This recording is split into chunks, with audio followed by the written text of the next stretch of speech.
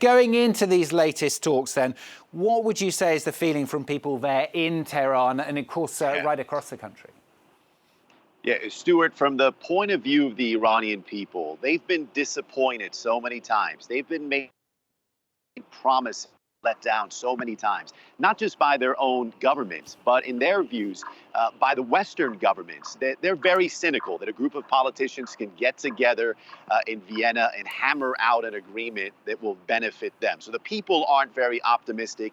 Even so, a lot of people throughout the country will be watching the developments in Vienna, the talks in Vienna, aimed at reviving this Iran nuclear deal that was left in disarray back in 2018 when then U.S. President Donald Trump pulled Washington out of the deal and slapped Iran with what turned out to be roughly 1,500 economic sanctions. Back in April, there was the first of 6 rounds of talks in Vienna aimed at reviving the talks. The last of those rounds was in June. So for 5 months, we haven't had any progress.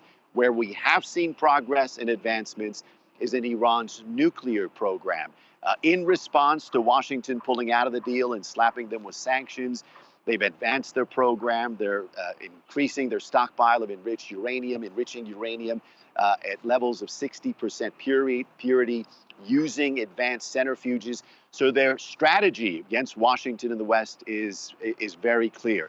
They say if Washington's going to stay out of the deal and sanction Iran, they're going to move forth with what they call as a peaceful nuclear program. It's a strategy that has troubled and alarmed Washington and its allies, European capitals. And that's what these talks are aimed at easing tensions. We'll see what happens in Vienna today. Yeah, so Reza, bearing all that in mind then, I mean, what on earth could realistically come out of the talks? Stuart, it's impossible to say at this point. They had 6 rounds of talks beginning in April. They failed. You can say that the fact that they're meeting again in Vienna is a good sign. It presents an opportunity. But the deadlock is in place. The demands on both sides remain the same. Iran wants Washington to lift all sanctions and guarantee that future administrations are not going to pull out of the deal like Donald Trump did. Washington, for its part, wants Iran to roll back all of its advancements. And Washington wants to negotiate other issues, Iran's missile program, its activity in the region. One thing that is changing with this round of talks is that there's a new president in Iran, Ebrahim Raisi, an ultra-conservative. He said he's going to take a tougher stance with Washington. He suggested, his administration has, that they don't want to start from the point they left off at the deadlock. That suggests Iran has more demands, which obviously doesn't bode well for negotiations. Some analysts are guessing maybe a less-for-less agreement.